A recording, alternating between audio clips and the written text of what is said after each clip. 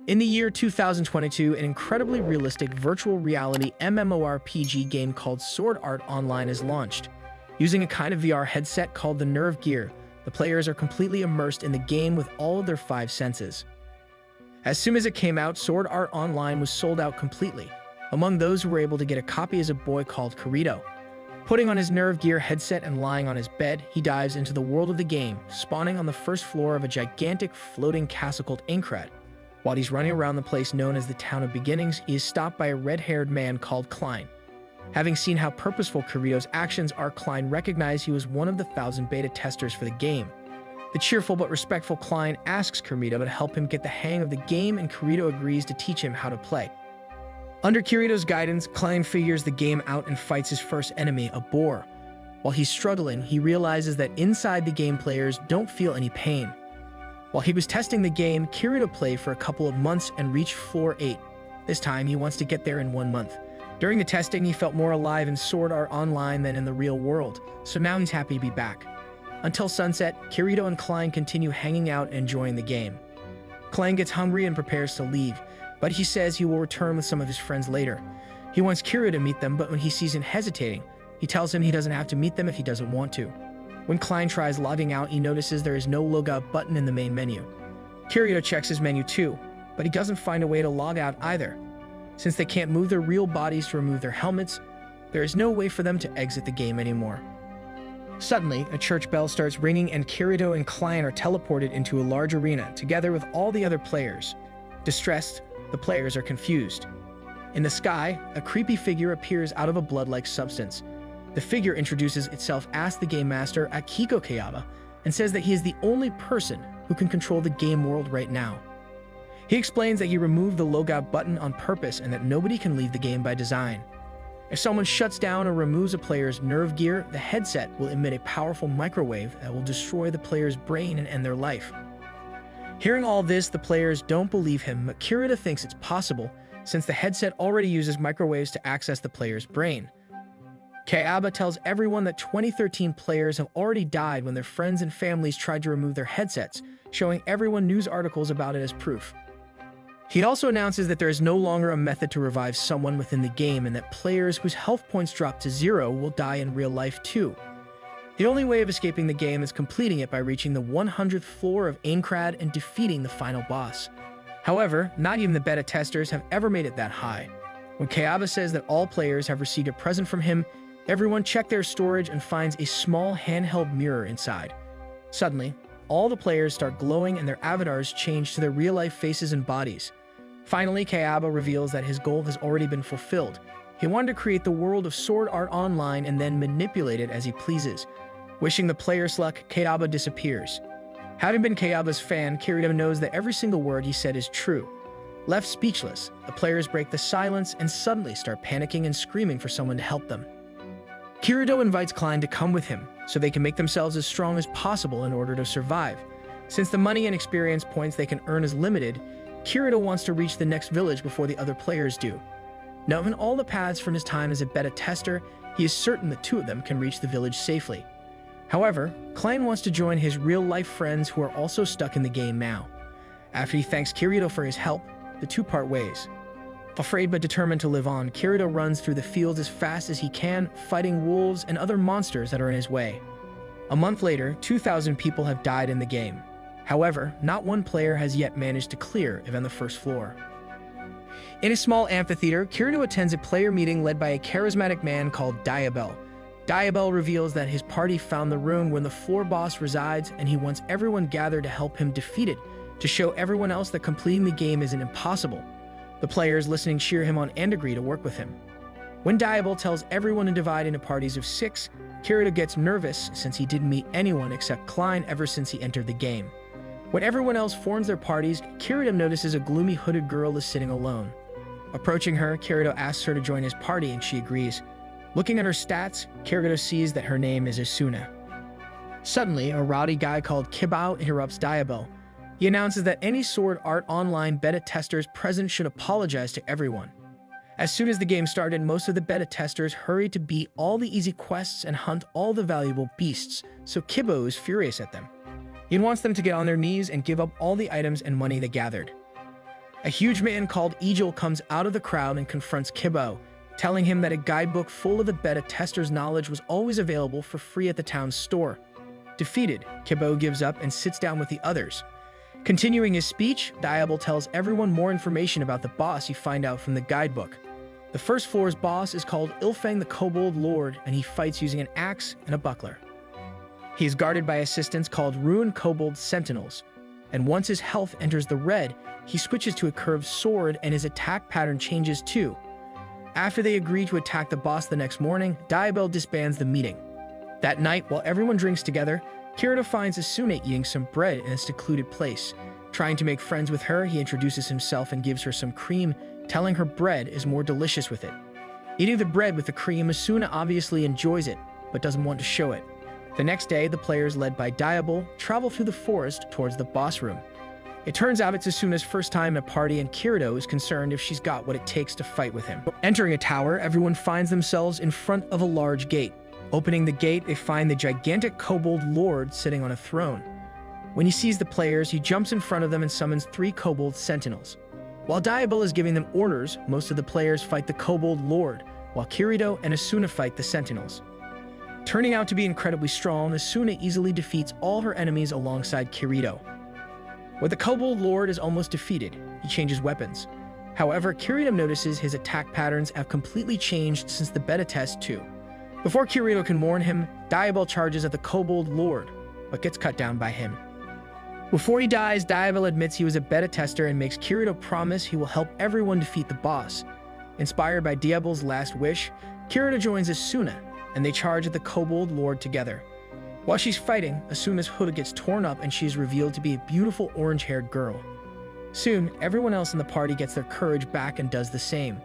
Running together at the boss, Kirito and Asuna strike at him at the same time, finally killing him. After the fight, everyone celebrates their victory. Having dealt the last strike to the boss, Kirito gains an item called the Coat of Midnight.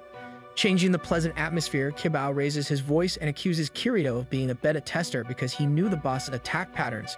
He thinks Kirito let Diablo die on purpose. However, Kirito starts laughing and exclaims that beta testers are weaklings, and that he was the strongest of them all. While he's bragging, the players accuse him of being both a beta tester and a cheater, a beater. Kirito equips his new Cloak of Midnight, and before he leaves, he disbands his party with Asuna and tells her she should join a guild with someone she trusts. 4 months later, Kirito has reached the 11th floor, and he's drinking with a group of players he rescued. He's lying that he's only level 20 like them, but he's actually level 40 already. The grateful group of players invites Kirito into their guild called the Moonlit Black Cats. Their leader, a brown-haired player called Kita, wants Kirito to teach a shy girl called Sachi how to fight. Wanting to help the guild, Kirito agrees to join them, and they're all overjoyed. A month later, the Moonlit Black Cats defeat a monster mantis on the 20th floor. Watching the Moonlit Black Cats, Kirito is proud of them. He feels guilty for hiding his level, which is already 48, while the others' levels are only 30. A few days later, Kirito sneaks out of his room and teleports to floor 28, the front lines where all the top players are at that moment. He comes across Klein and his guild. While Klein is happy to see him, Kirito is his usual gloomy self and walks away after barely talking to him. Teleporting back to floor 20, Kirito gets a message from Kita saying that Sachi has been missing. Concerned about Saki, Kirito uses a skill to locate her footprints. Following them, he finds Sachi curled up under a bridge. Seeing Kirito, Shizugashi runs away with her. She's depressed because she can't escape the game, and there's no point in them being trapped inside of it. Consoling her, Kirito tells her she won't die because her guild is strong and he will protect her too. When he assures her they will certainly complete the game, she is so relieved she starts crying. That night, Saki visits Kirito in his room, telling him she can't sleep. Kirito lets her sleep in his bed, and before he falls asleep, he swears he will protect everyone. A month later, when the guild gathered enough money, Kita leaves to look for a house to buy for everyone. While they're waiting for him, everyone else decides to go to the 27th floor and hunt. There, they find a hidden door to a room with a treasure chest. Kirito tries warning the others not to open it, but he's too late and the chest turns out to be a trap. Suddenly, a huge number of goblins and stone golems appears in Kirito and the others. Teleportation crystals stop working. While they're desperately fighting the monsters, everyone except Kirito and Saki ends up dying to their overwhelming numbers. In the end, Avalon hits Saki too, killing her. Before she dies, she smiles and says something to Kirito. 6 months later, Kirito has reached the 49th floor. An information broker tells him that an event boss called Nicholas the Renegade will appear on the 35th floor on Christmas Eve, which is later that night. Kirito is interested in defeating Nicholas because there's a rumor that he drops an item that can revive the dead. However, he's aware that he will die if he tries taking him on alone. After he told him his whole guild was killed while he was away, Kita threw himself off Aincrad. Now Kirito feels like it's all his fault that the Moonlit black cats have died. Arriving at the 35th floor, Kirito finds the exact spot where Nicholas is supposed to spawn. Suddenly, Klein and his guild teleports near him. Klein admits he has followed Kirito and advises him not to risk his life for a rumor. He suggests Kirito joins his guild so they can beat Nicholas together, but Kirito refuses, saying there's no point if he doesn't defeat him by himself. Suddenly, another guild teleports to them and surrounds them, having followed Klein. It turns out the guild is the Holy Dragon Alliance, a notorious group of players who would do anything to acquire a rare item. Klein tells Kirito to go find Nicholas, while his guild holds off the Holy Dragons and Kirito runs away. When Kirito finds the spot he is looking for, midnight strikes and Nicholas the Renegade, who looks like a demented-looking Santa Claus, appears. Having defeated Nicholas, Kirito returns to Klein with a hopeless look on his face. It turns out the revival item he was looking for is real, but it can be only used on someone 10 seconds after they died. Since Kirito has no use for it, he gives it to Klein. Seeing how hopeless Kirito is, Klein begs him to do his best to survive until the end, but Kirito simply walks away and wishes him farewell. When he returns to his room, Kirito suddenly gets a gift that says it's from Saki. Opening it, it turns out to be a timed message she recorded previously. Knowing he would blame himself when she inevitably dies, Saki recorded a message to tell Kirito he shouldn't feel bad. She confesses she saw his true level one night when he thought she was sleeping. When she saw how strong he was, she felt relieved because she thought he won't die easily. She tells him to reach the end of the game and find out why they were all trapped inside of it. At the end of the message, she sings a Christmas song for him and tells him she's glad to have met him. Kirito starts crying, realizing her last words to him were thank you. 2 months later, on the 35th floor, a party of players argue in a forest. A red-haired woman called Rosalia mocks a girl called Silica for being useless, causing her to leave the party. After a while, Silica ends up facing a group of powerful monkey-like monsters all alone. She has a lizard companion called Pina that can heal her a little bit, but the monkeys end up killing it and leaving her at low health. Suddenly, Kirito appears, defeats all the monkeys and rescues her. Crying over a feather left by Pina, Silica thanks Kirito for saving her. When Kirito sees that the feather is actually Pina's heart, he tells Silica that the dragon can be revived. On the 47th floor, there is a dungeon called the Hill of Memories where there's a flower that can revive a companion. Silica gets hopeful, but Kirito tells her a companion can only be revived 3 days after its death, and she is too weak to go to that floor. Feeling sorry for Silica, Kirito gives her powerful armor for free and offers to go with her. Thankful, Silica wonders why he would do so much to help her, and Kirito tells her that she looks like his little sister, making her laugh. When they arrive in a town, Silica comes across her former party members, but refuses to return to them. Rosalia mocks her once again and tells her she will never revive Pina, but Kirito stands up for her.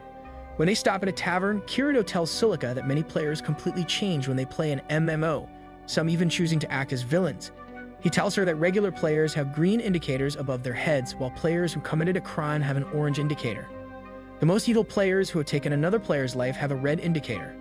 Since Sword Art Online is a game where people's lives are on the line, Kirito is furious at those kinds of murderous players. Hearing this, Silica realizes Kirito is a good person, falls in love with him a little bit. That night, Kirito visits Silica in her room to tell her more about the 47th floor, but he suddenly notices someone listening to them. He runs out to the hallway to find the eavesdropper, but he's too late. The next day, Kirito and Silica teleport to the 47th floor, known as the Flower Garden. Silica realizes a lot of the players are couples and gets embarrassed. Heading down the path leading to the Hill of Memories, they are suddenly attacked by a man-eating plant. Silica is panicking, but once she calms down, it turns out she is a skilled swordswoman. Continuing their journey, the two fight various monstrous plants and level up. While they're traveling, Kirito tells Silica about his sister. The person he calls his sister is actually his cousin, even though she might not know that since they grew up together. When Kirito was 8 years old, their strict grandfather forced them to attend a kendo dojo. After 2 years, Kirito quit and his grandfather started abusing him because of it. When his sister told him she will put in enough effort for both of them, he stopped hitting Kirito. Since then, she continued working hard, but Kirito was always feeling bad about it, thinking she secretly hates him because of what happened. Consoling him, Silica is sure Kirito's sister wouldn't work so hard if she didn't love him. After a while, the two of them finally reach the top of the hill. There is a pedestal there from which a single white flower blooms when they approach it. Hopeful of reviving Pina, Silica picks the flower. On their way back, Kirito notices Roselia has been following them the entire time. Coming out of her hiding place, she tells Silica to hand over the flower. It turns out Kirito knows Roselia is the leader of a guild called Titan's Hand. That guild uses Thayer members with green indicators to find targets and lead them to Thayer members with orange indicators who then rob them. It turns out Roselia was in the guild with Silica only because she was looking for targets to rob. 10 days ago, Titan's Hand attacked a guild called the Silver Flags, causing Gevrion except their leader to get killed. The desperate guild leader then begged random people to avenge his guild and have Roselia arrested. Seeing him, Kirito decided to take the matter into his own hands. However, Roselia doesn't feel guilty at all, thinking there's no proof that killing someone in the game means they die in real life. Snapping her fingers, she summons 7 people from behind the surrounding trees prepared to attack. When they hear Silica telling Kirito to be careful, everyone realizes who he is. It turns out Kirito made himself famous as the Black Swordsman, one of the leading players who operates all by himself. However, Roselia urges her men to attack him anyway, and they do listen to her. They hit him numerous times until they're completely exhausted, but Kirito is unhurt. He reveals that his level is already 78 and his auto-regeneration skill is so strong that they can't drain his health before it regenerates. Taking out a teleportation crystal, Kirito announces that he will teleport them all to prison.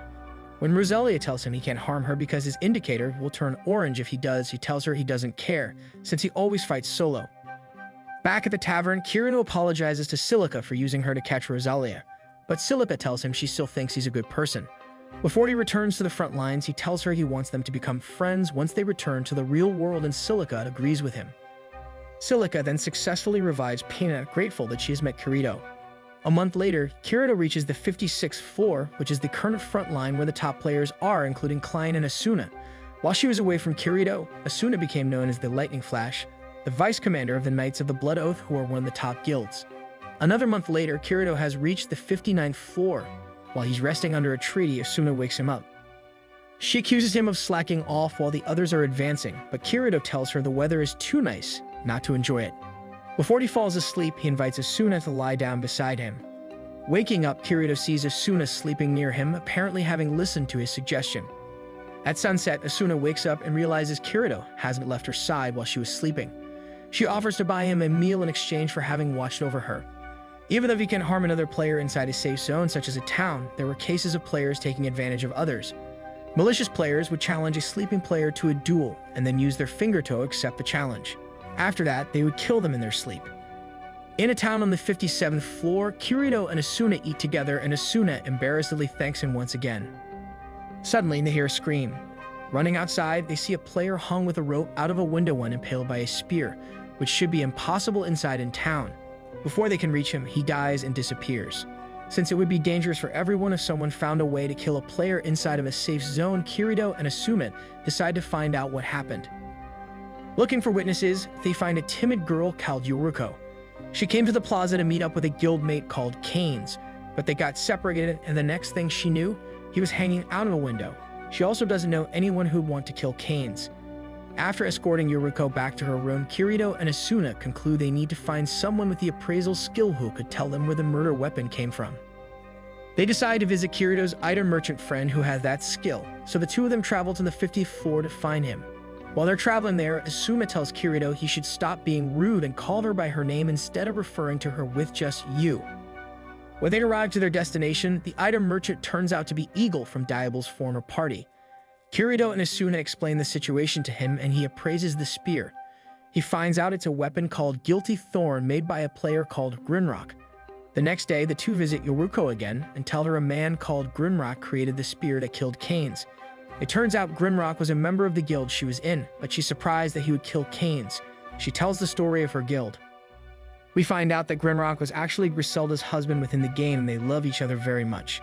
Since Yoruko, Canes, and a third man called Schmidt were the only ones who were against selling the ring, Yoruko thinks that Grimrock is after them and that he's responsible for Canes' murder. Scared for his safety, Yoruko wants to contact Schmidt, who is currently on the front lines as the leader of the Holy Dragon's defense forces. After a while, Kirito and Asuna bring Schmidt to Yoruko's room. Schmidt is nervous and paranoid, thinking Keynes was killed by the same person who killed Griselda. Suddenly, Yuriko loses her composure and starts screaming how the whole guild is at fault for not letting Griselda decide for herself what to do with the ring. However, Schmidt doesn't agree. He wonders why they are getting attacked now when the incident with the ring happened 6 months ago. Suddenly, Yuriko is stabbed from behind by a dagger and falls to her death. In the distance, Kirito sees a hooded assassin running away. Jumping out the window, he chases after him, but the mysterious man teleports himself away before Kirito can catch up. Returning to the inn, Kirito is faced with a terrified Schmidt, who saw that the hooded figure was wearing Griselda's robe and thinks it was her ghost. Kirito doesn't believe him, thinking there must be a logic to the murders. Later, while they're talking outside, Asuna gives Kirito a handmade sandwich, telling him it's going to disappear soon because its durability is low. When Kirito accidentally drops the sandwich, it receives enough damage to disappear. Suddenly, Kirito realizes the truth behind the 2 murder cases. On the 19th floor, Schmidt visits Griselda's grave and apologizes to her for letting her die. Suddenly, he hears a female voice and a hooded figure who looks like Griselda appears. When she asks him what he did to her, Schmidt admits that on the day it was decided to sell the ring, a note and a teleportation crystal appear in his storage. A male hooded figure then appears to listen to Schmidt's story. The note Schmidt received instructed him to bind the crystal to the room where Griselda was staying, and then put it into the guild's shared storage. He did that, but he didn't think it would cause Griselda's death, and he is now begging the hooded figures for forgiveness. The 2 figures take off their hoods, revealing themselves to be Yuriko and Keynes. Meanwhile, Kirito figured out that Yuriko and Keynes are still alive. He thinks that Keynes' armor was pierced by the spear, and once its durability was depleted and it disappeared, Keynes teleported away, making it seem like he died. As for Yuriko, he thinks the dagger was inside her the whole time they were talking, gradually draining her equipment's durability. When the armor disappeared, Yuriko teleported herself, performing the same trick as Keynes. Kirito also thinks Keynes was the hooded figure he saw running away and concludes that he and Yuriko wanted to make it seem like there was someone trying to avenge Griselda, so they can't draw out the person who actually killed her. Back on the 19th floor, Yuriko and Keynes talk to Schmidt and conclude he's innocent. Suddenly, someone stabs Schmidt with a dagger, paralyzing him. A group of hooded men appears, and Schmidt recognizes them as people from a guild of murderers called the Laughing Coffin. When one of the ominous men raises his axe to kill Schmidt, Kirito arrives and stops him. He tells the Laughing Coffins he has powerful reinforcements coming and prepares to fight, but the Laughing Coffins decide to fall back. After they leave, Yuriko apologizes to Kirito for deceiving him. Kirito arrived because he thought there was a possibility of the Laughing Coffin coming after Yuriko and the others. He was able to find them because Asuna had befriended Yuriko and she could see her location. Before all that, Asuna was talking about marriage to Kirito. She considers marriage in Sword Art Online romantic and practical because players who marry each other share their storage and nothing can be hidden. Kirito also finds out from her that if his spouse dies, the entire storage transfers to the other spouse. Talking about this, Asuna and Kirito realize that Grinrock could have hired someone to kill Griselda, so the ring automatically transfers to him upon her death. When Kirito tells all that to Schmidt and the others, they conclude that Grinrock hired the Laughing Coffins to murder Griselda, and then once again to murder the 3 of them once they gather in one place. At that moment, Asuna arrives together with Grinrock, whom she found in the vicinity. Completely devoid of guilt, Grinrock admits he killed Griselda. Grinrock and Griselda were actually married in the real world too, and she was a submissive and obedient wife to him. However, once they became stuck in Sword Art Online, she became confident and happy, while he was overcome with fear. Thinking the Griselda he loved was gone, Grinrock decided to kill her to remember her as she was before. Disgusted, Asuna tells him he didn't love her, he just wanted to possess her. Realizing she's right, Grinrock falls to his knees. Leaving Grinrock to Yuriko and the others, Kirito and Asuna say goodbye to them. Afterwards, Asuna asks Kirito how he would feel if he married someone and then discovered they had a side he didn't know about. Kirito answers that he would feel lucky because he could find something new to love about that person, and Asuna accepts his answer. Before they leave, they see the spirit of Griselda smiling at them. Asuna asks Kirito to add her as a friend, but he tells her he's a solo player. However, she doesn't give up and tells him to think about it while they eat together. 3 months later, Asuna visits a blacksmith called Liz on the 48th floor. When Asuna says it's her day off and she's meeting with someone, Liz concludes that she has a love interest and feels like it would be nice if she had someone she liked too. She continues working until Kirito shows Upan tells her he wants to buy the best sword she can make. He shows her the sword he is currently using and she recognizes it as the Elucidator, one of the best magic swords one can get from a monster drop. Showing Kirito the sword she considers the best she has ever made, he takes it and decides to test its durability. Contrary to his expectations, the sword ends up breaking on the elucidator, making Liz furious at him. She tells him she can make a dozen swords better than the elucidator if she had good enough materials and suggests he takes her with him to find them. A dragon residing on the 55th floor eats crystals, causing a kind of rare metal to form inside of his body. That metal is what Liz wants to make a sword of. Kirito dislikes working with others, but reluctantly invites Liz to help him identify and acquire that material. On the 55th floor, the two of them find themselves in the snowy mountains. When Liz complains she didn't know it was so cold there, Kirito gives her a coat, making her think he's nicer than she thought. Soon they find a huge deposit of crystals and wait for the dragon to arrive. Traumatized by his previous experiences with player parties, Kirito insists that Liz hides while he defeats the dragon. Suddenly, the gigantic dragon appears and Kirito fights it without much trouble. However, when Liz comes out of her hiding place, she gets caught up in one of the dragon's attacks and ends up falling into a deep pit. Kirito jumps after her, catches her in his arms, and breaks her fall. When Liz wakes up on the bottom of the abyss, Kirito gives her a health potion and drinks one himself. Trying to use her teleportation crystal, Liz finds out there's no way for them to leave the pit. The two end up spending the night in their sleeping bags. When Liz asks Kirito why he saved her, he tells her he would rather die with someone than let someone die. Touched by his response, she asks him to hold her hand, and the two fall asleep beside each other. Waking up in the morning, Liz finds Kirito digging a hole in the snow. Having found a piece of the metal they were looking for, he realizes they are actually in the dragon's nest. At that moment, the dragon returns. Acting quickly, Kirito grabs Liz, walks up the wall of the pit and jumps on the dragon's back. They fly out with the dragon, but he immediately shakes them off in midair. While they're falling, Kirito takes Liz's hand and she tells him she likes him. However, the wind is so strong he doesn't hear her at all. Telling him she said nothing, she happily hugs him. When they return to her shop, Liz takes the rare metal and makes it into a sword called Dark Repulsor. Trying it out, Kirito exclaims it's a good sword and asks her how much he owes her. Embarrassed, she tells him she doesn't need money, she only wants him to visit her every day to fix his equipment.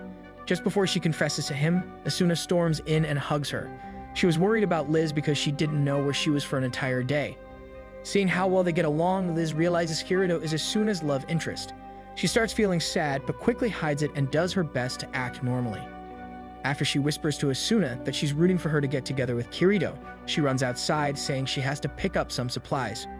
Realizing what's going on, Kirito follows her and finds her crying. Seeing him, Liz tells him to forget everything she said to him, but Kirito refuses. He thanks her for everything she did for him and tells her he's glad they both survived their adventure. Liz confesses that feeling the warmth of Kirito's hand was important to her because she finally found something real in the fake game world. She tells Kirito she'll be fine and that he should join Asuna and beat the game to free everyone. Kirito promises her he will do so, and she tells him to come by anytime he needs his equipment repaired. 4 months later, Kirito continues fighting alone on the front lines, reaching all the way to the 74th floor. Walking through a jungle, he comes across a white rabbit and kills it. When Kirito arrives at Eagle's item shop, Eagle is impressed he was able to hunt a ragout rabbit whose meat is an S-class rare item. Since Kirito has all the money he needs, he wants to eat the meat instead of selling it, but doesn't know anyone with a high cooking skill. Having heard the conversation, Asuna appears and tells Kirito she maxed out her cooking skill the previous week. The two make a deal. In exchange for Asuna preparing the meat, Kirito will share the meal with her. Since Kirito doesn't have any cooking equipment, Asuna invites him to replace. However, Eamon called Kirito tells her she shouldn't trust a beater like Kirito. Kirito is a bodyguard who the Knights of the Blood Oath assigned to Asuna, even though she doesn't want him. Knowing Kirito is a nice guy, Asuna tells Kirito to leave her alone. Leading him to the 61st floor, Asuna shows Kirito into her house and he notices it's very cozy and expensive. After Asuna makes a stew out of the rabbit meat, the two of them happily eat it. Getting serious, Asuna tells Kirito that since her guild reached the 70th floor, the monsters have started acting more and more unpredictably. She is worried that Kirito wouldn't be able to handle those kinds of monsters by himself, but Kirito is confident he can. Surprising Kirito, Asuna asks him to form a party with her again. Even though he is reluctant, she threatens him into it, leaving him no choice but to accept. The next day on the 74th floor, Kirito waits for Asuna to show up. Suddenly, she appears out of a portal in a hurry, falling directly on top of Kirito. Kirito appears after her, having chased her from her house. He has been observing her in the name of the guild for the last month, thinking Kirito is dangerous to her. When Kirito tries taking Asuna with him, Kirito stops him, saying he'll be responsible for her security since he's more capable than him. Getting angry, Kirito challenges him to a duel. While other players crowd around them, Kirito and Kirito clash. However, the fight ends quickly, since Kirito destroys Kirito's weapon with a single slash. When Kirito takes a dagger and charges at Kirito again, Asuna knocks the dagger from his hand. Kirito accuses Kirito of cheating, but Asuna gets fed up with him and fires him from his position as her bodyguard. After Kirito leaves, Asuna is concerned that she is too strict to her guild members, but Kirito tells her they wouldn't have come so far if it wasn't for her cheering her up. Visiting a dungeon on the 74th floor, Kirito and Asuna work together to fight monsters, making Kirito realize how much easier it is advancing with another strong player by his side. Going deeper inside, the two find the gate to the boss room. Deciding to peek inside, they open it and see a gigantic horned monster called the Gleam Eyes. When the boss notices them, they run away as fast as they can. Having gotten away, they realize the boss is exceptionally strong and start developing a strategy against him. While they're talking, Asuna asks Kirito why he never uses Dark Repulsor, the sword Liz made for him, but he doesn't have an answer. Changing the topic, Asuna instead decides to take a break and eat something. Excited about Asuna's handmade sandwich, Kirito happily eats it. Suddenly, Klein and his guild arrives. Klein is happy to see Kirito and he finally meets Asuna. Just as suddenly, another group of players arrives and it turns out it's the Aincrad Liberation Army, the guild that watches over the first floor and the town of beginnings. Exhausted, they sit down to rest and a lieutenant called Corvets approaches Kirito, asking him to share the map data of the boss's rune with him. Kirito gives the data to him but warns him the boss is too strong for his group. However, Corvets doesn't listen and takes his troops somewhere else. Sometime later, Asuna and Kirito hear screams from somewhere. Finding the source, they realize the army decided to fight Gleam Eyes after all. Kirito tells them to teleport away, but their crystals don't work in the room. Even though the players are getting beaten up badly, Corvets still insists they continue fighting the boss. However, he himself ends up getting killed.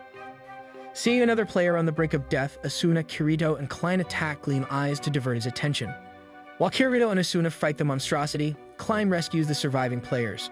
However, even Kirito is no match for Gleam Eyes and he ends up staying on the defensive. Not wanting to see anyone else die, Kirito realizes he is forced to use his trump card. Taking out Dark Repulsor, he dual wields it together with the Elucidator. He starts fiercely slashing Gleam Eyes with both swords, getting quicker and quicker until he finally defeats him.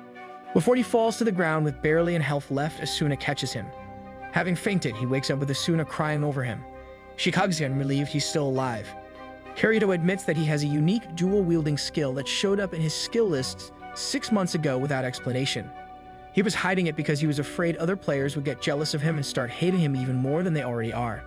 Still hugging him, Asuna tells Kirito she doesn't know what she would do if he died. She wants to take a break from her guild and continue being in a party with him. The next day, the leader of the Knights of the Blood Oath calls for Kirito. The leader introduces himself as Heathcliff and accuses Kirito of taking Asuna away from him, which is important because she is one of the guild's most important players.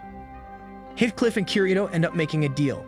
If Kirito wants to take Asuna, he will have to defeat Heathcliff in combat, but if he loses, he will have to join the Knights of the Blood Oath. The next day, at a coliseum on the 75th floor, a huge crowd gathers to watch the fight. Entering the arena, Kirito and Heathcliff set up the duel so that the one who first hits the other player wins. When the match begins, Kirito uses his full power to attack Heathcliff, but his shield turns out to be incredibly strong. At the moment when Kirito finally breaks Heathcliff's guard and raises his sword to cut him, time seems to stop and Heathcliff's shield somehow moves to block the attack. Attacking the confused Kirito, Heathcliff slashes him with his sword and wins the duel. The next day, Kirito keeps his promise and joins the Knights of the Blood Oath. Asuna apologizes to him for dragging him into all this, but he accepts his fate, saying he probably reached the limits of what a solo player can do anyway. When Asuna asks Kirito why he avoids people, even though he's such a nice person, Kirito tells her all about his experience with the Moonlit black cats and how he still blames himself for their deaths. Hearing this, Asuna grabs Kirito's face and tells him she won't die like them because she will be the one who will protect him. The next day, the guild's forward commander called Godfrey invites Kirito to form a party with him and clear a dungeon on the 55th floor. Kirito doesn't feel like doing it, but Godfrey wants to evaluate his skills. Half an hour later, Kirito meets up with him outside. It turns out that Godfrey made Kirito join the party too, so he and Kirito can make up. Kirito immediately apologizes to Kirito, but there is something ominous about him. Arriving at the dungeon entrance, the mismatched party takes a rest together. However, that peaceful moment takes a dark turn when it turns out that Kirito put paralysis poison into Kirito's and Godfrey's water. While Kirito and Godfrey are no longer able to move, Kirito starts laughing maniacally and starts hitting Godfrey with his sword. After he ends Godfrey's life, he turns to Kirito and tells him it's his fault he had to kill Godfrey. He then reveals he is actually a part of the Laughing Coffin Guild.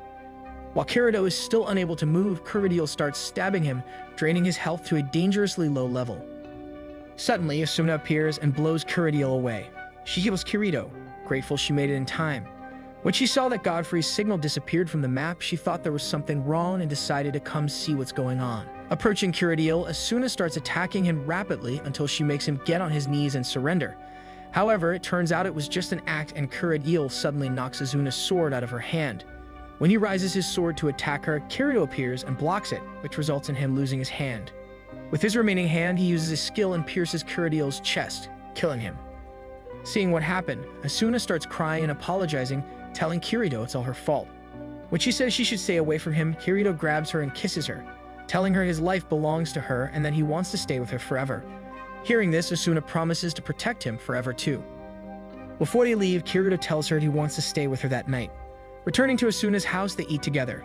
After that, Asuna takes off her clothes, but Kirito gets nervous, telling her he actually just literally wanted to stay with her that night and not sleep with her. Getting furious, Asuna punches him with her full strength.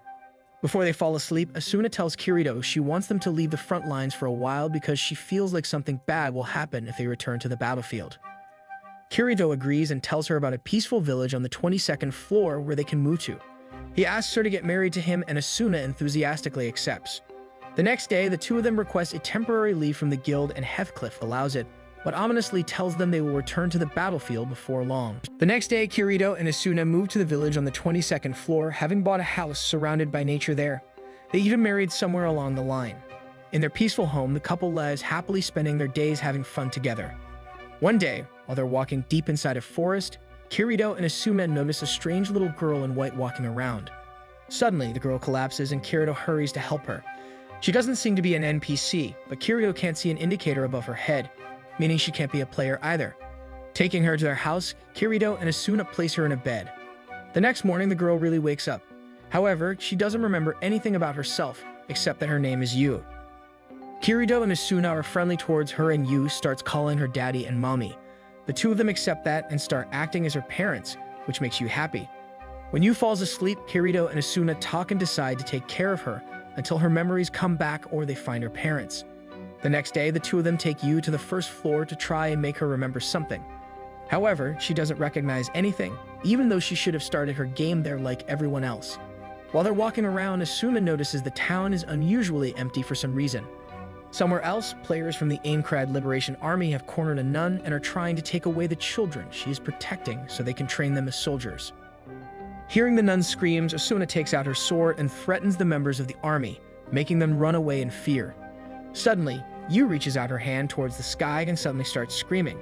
Once she calms down, she's overcome with fear and faints. Having stayed overnight at the nun's church, Kirito, Asuna, and Yu wake up the next morning. Suddenly, someone knocks on the door. It turns out to be Yulir, the second in command in the Aincrad Liberation Army.